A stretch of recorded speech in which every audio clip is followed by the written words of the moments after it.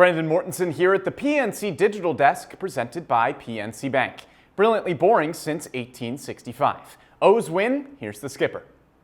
Just right hamstring discomfort. They'll evaluate it. They'll check him out tomorrow. We'll go from there. How did he injure it? Was it when he was running home? I'm not quite sure yet. I'll find out more. We just during the game, the P-Dub came up, said hamstring's a little bit tight. Common sense, get him out. We don't see a lot of steals of home around here. Sure. Especially not from Ryan Mountcastle. What were you thinking there? You know, we do our homework, obviously. We try to pick our spots to be smart as you kind of watch the game unfold and realize that, you know, sometimes you got to take some smart risks, I guess, is probably the best way to put it. So, you know, we had an idea of what they would do. We took a shot. It worked out. What was worrying you most about Zach? You know, the sinker was really good today, you know, and it seems like all of his misses were kind of below the zone in the right spots. I think that's probably the biggest thing is I watched the misses a little bit, watched a couple innings as it went on the iPad. It looks like the misses weren't a good spot. Obviously, when the misses are up and middle, it doesn't go so well. It didn't look that way today. What did you see from Felix, not just tonight, but the last few outings of a lot of hard contact, maybe some walks there that he'd probably like to have back? Sure, you know, he's been a little inconsistent here lately. I think that's fair to say. I want to say his previous outing that he came in, it was pretty lights out.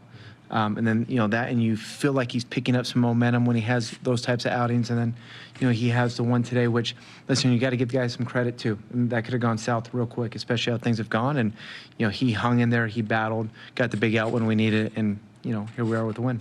How much were you holding your breath when Robert hit the ball to left field and it looked like it might go out? Well, we had the one, I don't even remember who we just played, but somebody hit a home run a couple days ago, and it started foul, and the thing spun and came back on the inside, and there wasn't much wind. It was a really weird ball to kind of go over the fence right there.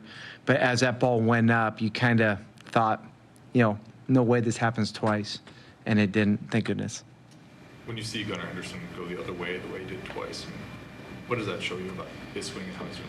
You know, and you guys can ask Gunnar. His swing probably isn't feeling like the Gunnar Henderson swing we saw last year, that OPS 900, you know. And I think, you know, we talk a lot about, you know, having your A swing, and it's not realistic to have your A swing for 500 plate appearances every year. You know, I think more often than not, I think most guys probably have their A swing for, in a good year, 100, 150 plate appearances during the year. I think what's more realistic is guys have their B swings or their C swings or their A- swings, and they have to compete with it. They just have to. You can't sit there and wait for the A swing to show up all the time. You have to compete with what you got.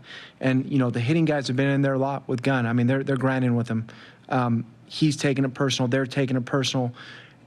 The best thing that they're doing right now is as he's searching for that A swing, they're getting the kid to compete at night. And I think we saw that. A couple knocks, big ones, got us going. And I think going forward, that's just what we have to get out of all of our guys. Whether they feel good or not, we just have to compete when we get in the box with whatever swing that we have. That's all here from the PNC Digital Desk, presented by PNC Bank. Brilliantly boring since 1865.